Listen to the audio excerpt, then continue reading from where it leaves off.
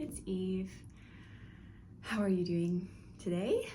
I'm here to talk about a loaded topic and something that has really been on my mind recently and has been a big part of my life and my journey, which is body positivity.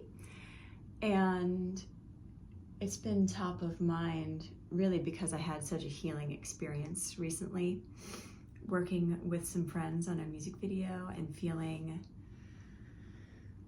so totally free, so totally embodied as myself.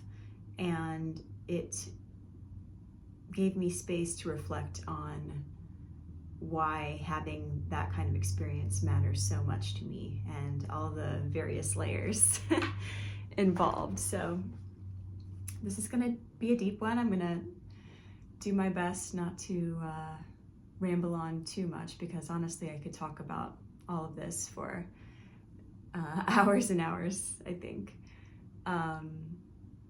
However, to begin with, body positivity is central to my life and my day-to-day existence, because for so many years I dealt with an eating disorder, and I had a horrible relationship with my body, and it was more than just a physical thing. It was an emotional and spiritual thing where I felt deep shame about my body, and I learned from people around me to be hypercritical of myself, like in every way. And I had a horrible relationship with myself. I was very unkind to myself with my thoughts and my actions.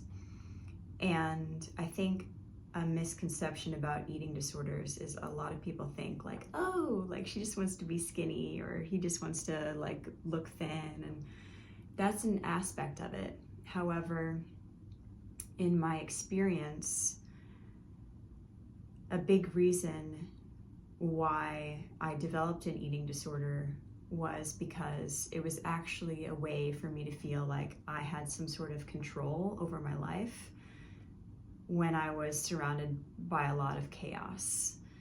And if I, had the perfect meal or the perfect snack, or if I had that sort of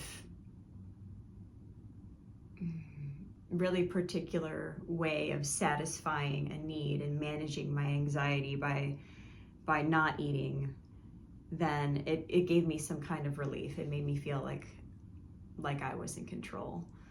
And it was really masking a deeper anxiety that I was not capable of looking at the time, which was, a situation far beyond my control.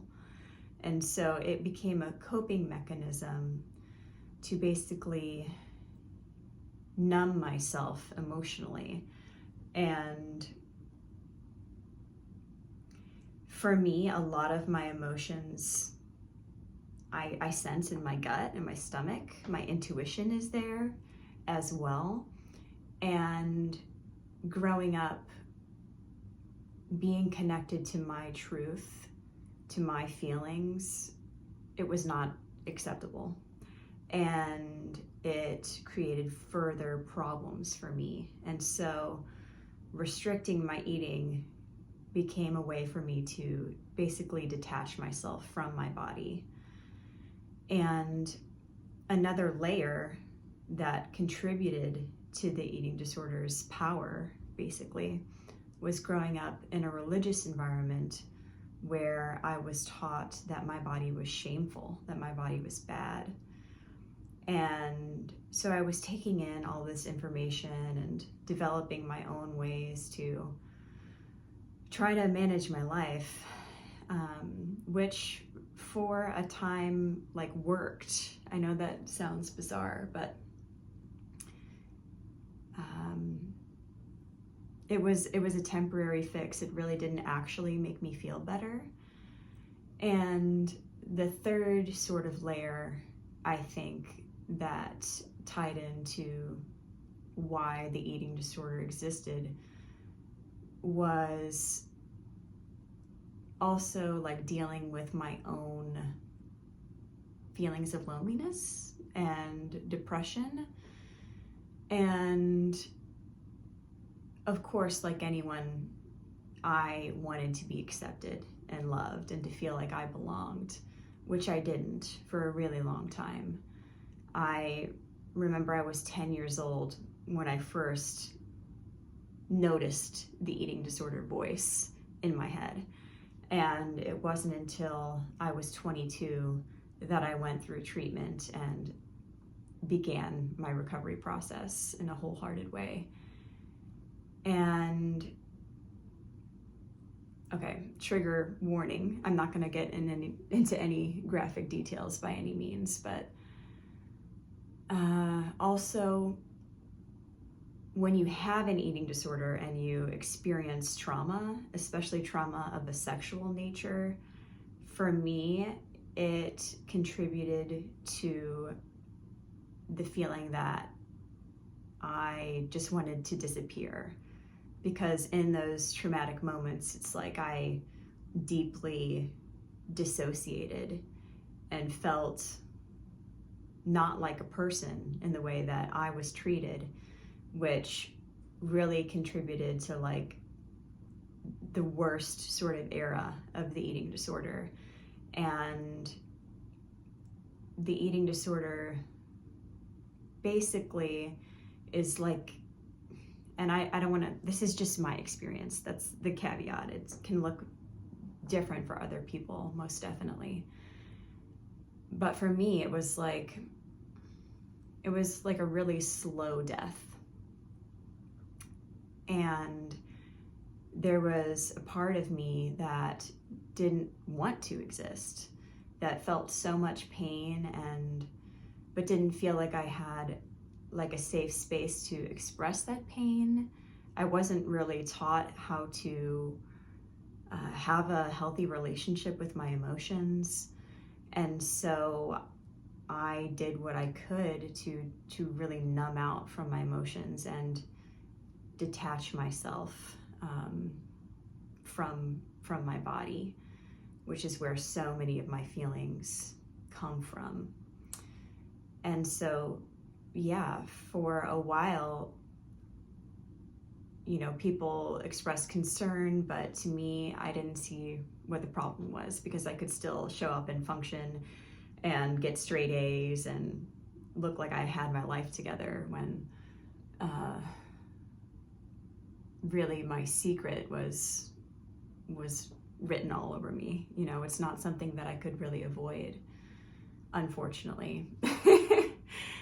And going to treatment, which happened after my dad died, and, you know, of course, all those old coping mechanisms came back up and were in full force, basically. I got to such a low where I felt finally that restricting and binging and exercising compulsively, it wasn't working for me anymore. And I finally wanted to get help for myself because I felt that I was worth it for the first time.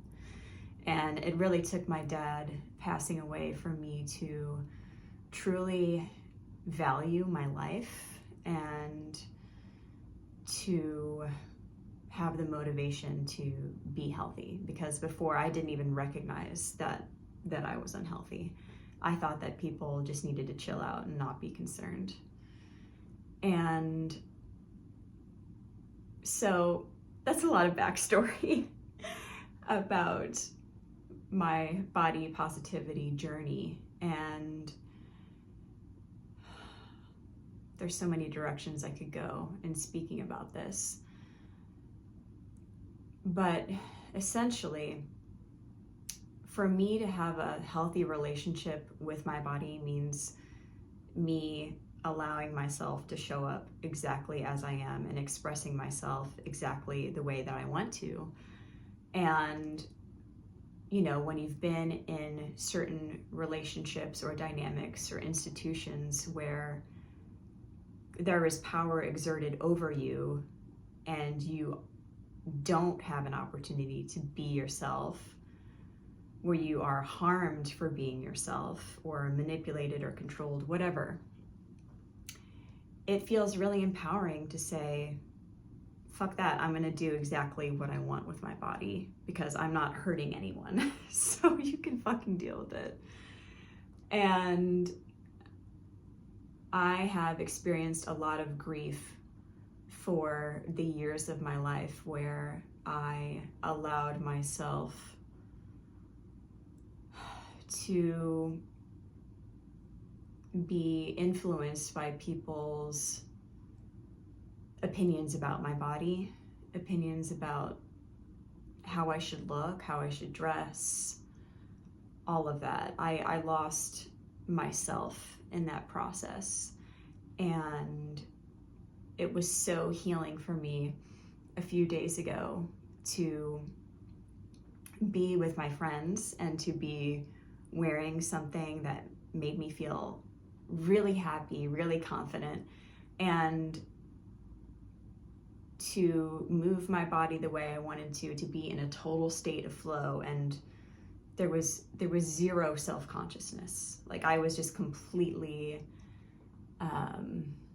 in my body and out of my mind in a positive way. And I felt afterwards, reflecting, I was like, okay, well, people are gonna have some opinions about the way that I'm dressed. I mean, people have opinions. This is the world.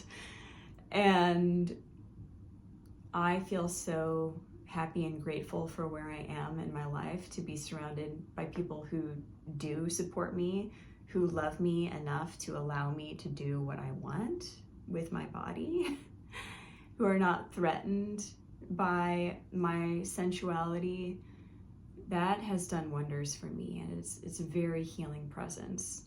And I will say that when I was in dynamics, either with a person or an institution like the Catholic Church, when I witnessed women who did what they want with their bodies, who dressed the way that they wanted to, I judged them, and I had mean thoughts and words because I was envious of their freedom, because there was a part of me that wanted to feel that autonomy.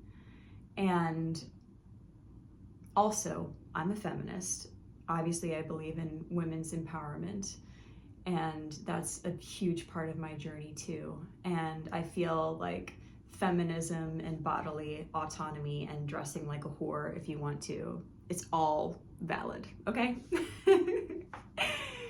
Because, I mean, it goes without saying, but the way a woman dresses is not an excuse for someone to act inappropriately or disrespectfully or violently towards them.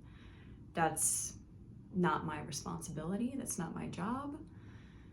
People need to be held accountable for their own will, basically.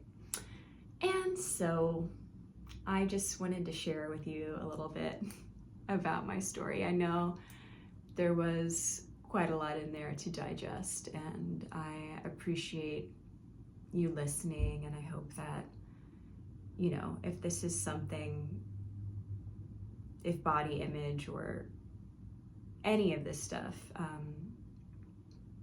is part of your story, to know that I understand and I care, and I'm sending you my love. Thank you, and I'll talk to you soon. Bye.